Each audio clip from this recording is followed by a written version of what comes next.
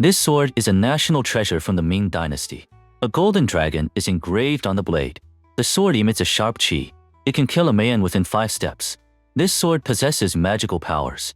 Those with insufficient virtue who touch it will be punished by heaven. However, should a loyal and righteous hero wield it, they can harness its spiritual energy to be reborn and escape danger. The film takes place during the Wanli era of the Ming Dynasty. The national treasure, the golden dragon sword, has been stolen. For 700 years, the sword has been kept hidden deep within the palace, never unsheathed. Successive emperors have treasured it like the imperial seal. News of the theft quickly spreads throughout the martial world. Many ambitious individuals seek to obtain the sword and rule the martial world. The most formidable force is J-Boy. His followers are all extraordinary individuals, each possessing exceptional martial arts skills and wielding peculiar weapons. Among them, the sinister trio and the specters are the deadliest. None survive their encounters. The Prime Minister discovers that the sword was stolen by the flying tiger, Liu Tianba. Ultimately, the sword ends up in the hands of an old hero. J-Boy receives this information and dispatches Cyclops to retrieve the sword. Cyclops and the old hero are acquainted. He demands the old hero surrender the sword. To avoid a confrontation, the old hero refuses. Cyclops summons Mei Gang's 5. To eliminate him, each member of Mei Gang's 5 wields a bizarre weapon. One uses iron rings, another, golden symbols. The symbols can also be thrown as hidden weapons, but they are quickly knocked down. Cyclops instructs them to employ the golden snake soul snatching formation. Their hooks fly towards the old hero. They manage to restrain him, rendering him immobile. However, the old hero falls to the ground and breaks free. He retaliates, using their own hooks to kill them. Cyclops is forced to intervene personally. During the fight, he unleashes his 5 poison plum blossom darts, severely injuring the old hero. At this moment, the old hero's daughter, Faye, and his disciple, Max, arrive. Cyclops hastily retreats. As Faye and Max attempt to pursue him, the old hero stops them. He produces the true dragon sword from his staff and instructs them to deliver it to the capital. He then writes a letter with his own blood, entrusting his daughter to deliver it to the Prime Minister. With those final words, the old hero passes away. Cyclops, upon meeting J-Boy, informs him that the golden dragon sword is in the possession of the old hero's daughter. After Faye and Max arrive at an inn, J-Boy's men launch an attack. The two fight while fleeing, but their pursuers are relentless. Max urges Faye to escape, while he stays behind to hold them off. Eventually, he seeks refuge in a temple, the domain of his granduncle. He implores his granduncle to come out of seclusion and rescue his fellow disciple.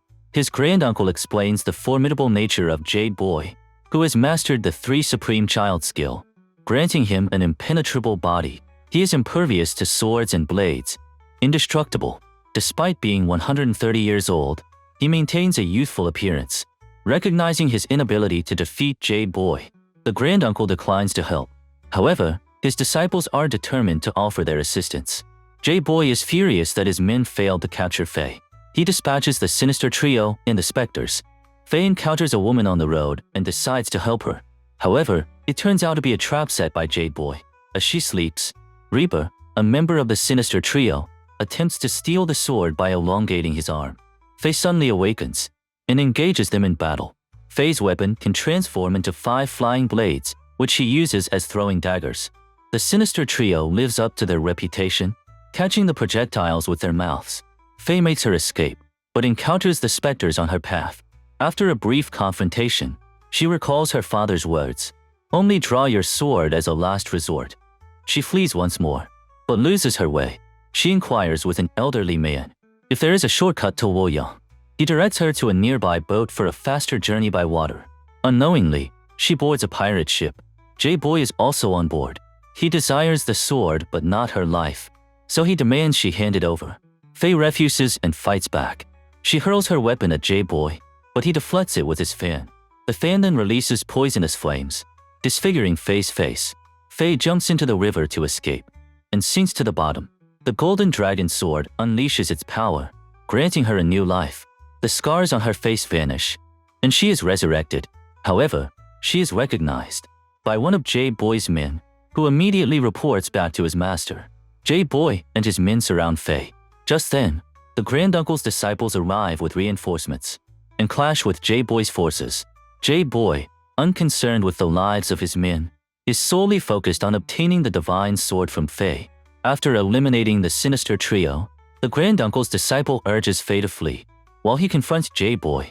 However, J-Boy's impenetrable body and superior skills quickly overwhelm him, leading to his demise. At this critical juncture, the granduncle appears and addresses J-Boy as his senior brother. It is revealed that they were once fellow disciples.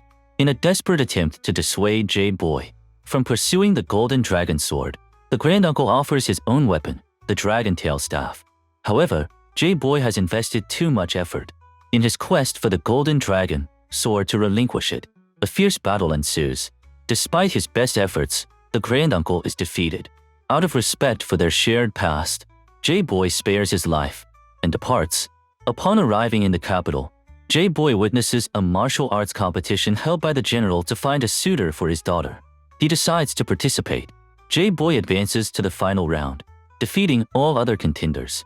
The general's daughter becomes smitten with him. Later that night, J-Boy spots Faye. Faye seeks refuge in the general's mansion. J-Boy gives chase. Faye confronts him, asking if he truly intends to eliminate her. J-Boy, resolute in his pursuit, demands the sword. Suddenly, Faye vanishes. Her voice echoes, vowing revenge. Faye arrives at the Prime Minister's residence, carrying the golden dragon sword. She presents him with an item. The Prime Minister unrolls a blood-stained letter.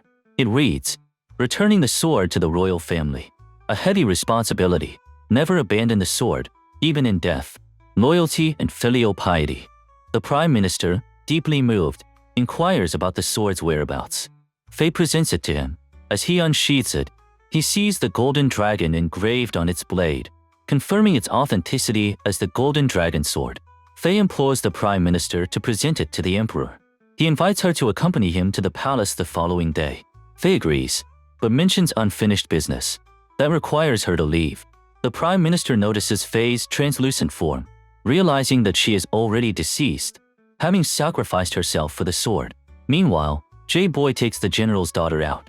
They arrive at an inn, where J-Boy confesses his love for her. The general's daughter, flustered, makes him drink 3 cups of wine. J-Boy, emboldened by the alcohol, tells her about the golden dragon sword. Upon hearing this, the general's daughter offers to speak to her father and promote J-Boy's position. This aligns perfectly with J-Boy's plan. He desires both power and the woman he loves. He dismisses the others and prepares to consummate their relationship.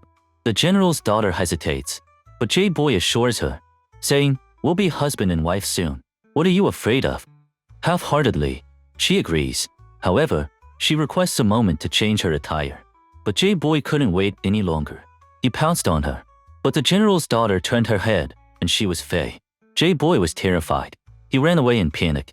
But a moment later, the general's daughter returned to her original appearance. She told J-Boy, "You're drunk." But when J-Boy helped her up, she turned into Faye again. It turned out the general's daughter was Faye. Her purpose was to seek revenge on J-Boy.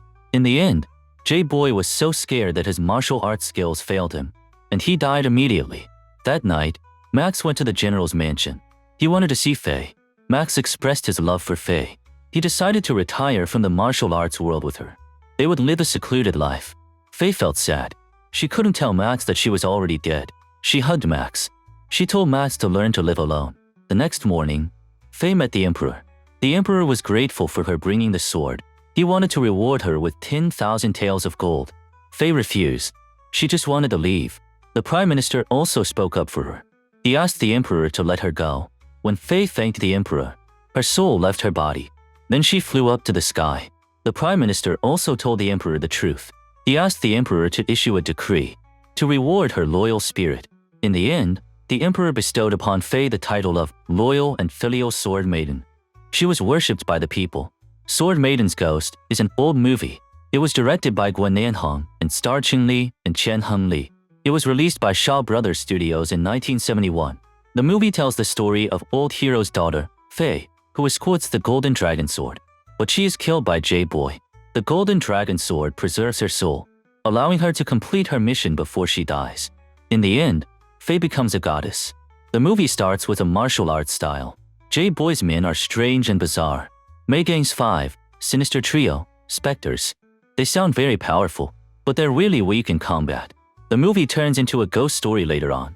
Faye is killed and resurrected. She turns into the general's daughter and scares J-Boy to death. J-Boy has been practicing martial arts for 100 years. How could he be scared to death by a female ghost? This ending is very rushed. I thought the ending would be that she would use the golden dragon sword and fight J-Boy. Then she would kill him. I didn't expect such an absurd ending. I've watched so many Shaw Brothers movies. It's rare to see a bad movie, but this one is truly terrible. Okay, that's it for today's video. If you want to learn more, remember to subscribe to my channel. This is Kung Fu Movie Recaps from YouTube. Until next time.